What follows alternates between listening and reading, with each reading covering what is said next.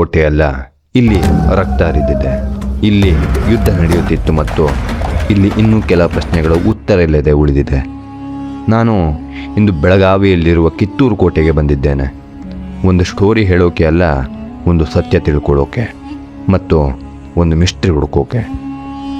ಕೆಲವರು ಹೇಳ್ತಾರೆ ಈ ಕೋಟೆಯಲ್ಲಿ ಹಿಡನ್ ಜಾಗಗಳು ಇತ್ತಂತೆ, ಸೀಕ್ರೆಟ್ ರೂಮ್ಸ್ ಕೂಡ ಇರಬಹುದಂತೆ, ಯುದ್ಧ ಸಮಯದಲ್ಲಿ ಬಳಸಿದ್ರ ಅಥವಾ ಎಸ್ಕೇಪ್ಗಾಗ. ನಿಜವಾದ ಸುಳ್ಳ ಗೊತ್ತಿಲ್ಲ, ಆದರೆ ಇಂದು ನಾನು ಹುಡುಕ್ತೀನಿ. ಆದರೆ ಮೊದಲು ಈ ಕೋಟೆಯ ಸ್ಟೋರಿ ಗೊತ್ತಾಗಬೇಕು, ಯಾಕಂದರೆ ಮಿಸ್ಟ್ರಿ ಅರ್ಥ ಆಗೋಕ್ಕೆ ಹಿಸ್ಟ್ರಿ ಮುಖ್ಯ. ಈ ಕತೆ ಒಂದು ಹೆಣ್ಣಿನದು, ಅದೇ ಕಿತ್ತೂರಿನ ವೀರ ಮಹಿಳೆ, ವೀರ ವನಿತೆ.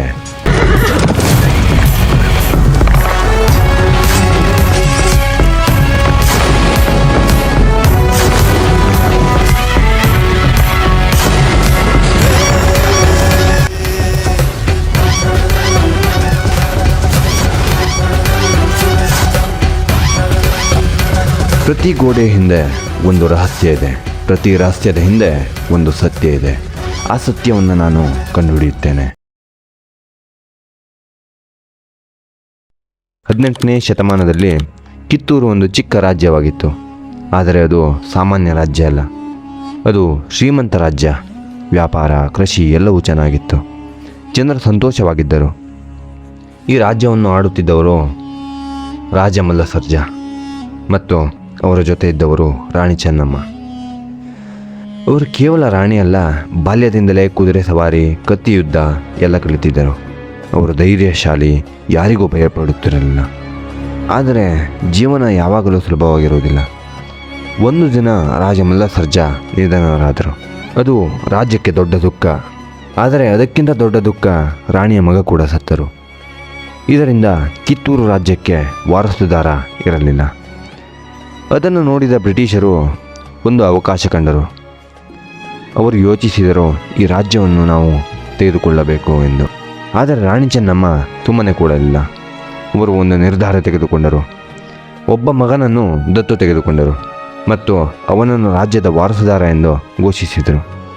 ಆದರೆ ಬ್ರಿಟಿಷರು ಹೇಳಿದರು, ಇದು ಮಾನ್ಯವಲ್ಲ. ಅವರು ಕಿತ್ತೂರನ್ನು ತಮ್ಮ ಆಡಳಿತಕ್ಕೆ ತೆಗೆದುಕೊಳ್ಳಲು ಪ್ರಯತ್ನಿಸಿದರು. ಅಲ್ಲಿಂದ ಸಂಘರ್ಷ ಆರಂಭವಾಯಿತು. 1824ರಲ್ಲಿ ಬ್ರಿಟಿಷ್ ಸೇನೆ ಕಿತ್ತೂರಿನ ಮೇಲೆ ದಾಳಿ ಮಾಡಿತು. ಅವರಿಗೆ ಅನಿಸಿತ್ತು ಇದು ಸುಲಭ ಜಯ. ಆದರೆ ಅವರು ಒಂದು ವಿಷಯ ಮರೆತಿದ್ದರು, ಈ ರಾಜ್ಯಕ್ಕೆ ಒಬ್ಬ ಧೈರ್ಯಶಾಲಿ ರಾಣಿ ಇದ್ದಳು ಎಂದು.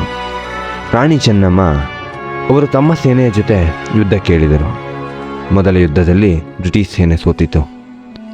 ಒಬ್ಬ ಬ್ರಿಟಿಷ್ ಅಧಿಕಾರಿ ಯುದ್ಧದಲ್ಲಿ ಸಾವನ್ನಪ್ಪಿದರು. ಇದು ಬ್ರಿಟಿಷರಿಗೆ ದೊಡ್ಡ ಆಘಾತ. ಒಬ್ಬ ಭಾರತೀಯ ರಾಣಿ ಅವರನ್ನು ಸೋಲಿಸಲ್ಪಟ್ಟಿದ್ದಳು. ಒಂದು ಸಾರಿ ವೀರ ಪರಾಕ್ರಮಗಳಿಂದ ಬ್ರಿಟಿಷರ ವಿರುದ್ಧ ಹೋರಾಡಿ ಕಿತ್ತೂರಿಗೆ ಮೊದಲ ಜಯ ತಂದುಕೊಟ್ಟ ಕಿತ್ತೂರ ಚೆನ್ನಮ್ಮಳ ಬಲಗೈ ಬಂಟ. ಆದರೆ ಬ್ರಿಟಿಷರು ಮತ್ತೆ ದೊಡ್ಡ ಸೇನೆಯೊಂದಿಗೆ ಬಂದರು.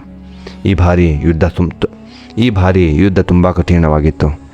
ಕೊನೆಗೆ ಕಿತ್ತೂರ್ ಫೋರ್ಟ್ ಬ್ರಿಟಿಷರ ಕೈಗೆ ಬಿತ್ತು ಮತ್ತು ರಾಣಿ ಚೆನ್ನಮ್ಮ ಬಂಧಿತರಾದರು. ಆದರೆ ಒಂದು ವಿಷಯ ಸ್ಪಷ್ಟ, ರಾಣಿ ಸೋತಿಲ್ಲ. ಅವರು ನಮಗೆ ಒಂದು ಪಾಠ ಕಲಿಸಿದರು. ಅದು ಏನೆಂದರೆ, ಅನ್ಯಾಯ ಎದುರಿಸಿದಾಗ ಭಯಪಡುವುದಿಲ್ಲ, ಧೈರ್ಯದಿಂದ ನಿಲ್ಲಬೇಕು. ಅದಕ್ಕೆ ಇಂದು ಕೂಡ ಕಿತ್ತೂರು ಫೋರ್ಟ್ ಕೇವಲ ಒಂದು ಕೋಟೆಯಲ್ಲ, ಇದು ಧೈರ್ಯದ ಸಂಕೇತ. ಇಂತಹ ವಿಡಿಯೋಗಳಿಗಾಗಿ ಮಾರುತಿ ಚಂದೂಕರ್ ಯೂಟ್ಯೂಬ್ ಚಾನಲ್ನ ಸಬ್ಸ್ಕ್ರೈಬ್ ಮಾಡ್ಕೊಳ್ಳೋದು ಮರಿಬೇಡಿ. Thank you, bye, see you. ಜೈ ಹಿಂದ್, ಜೈ ಕರ್ನಾಟಕ.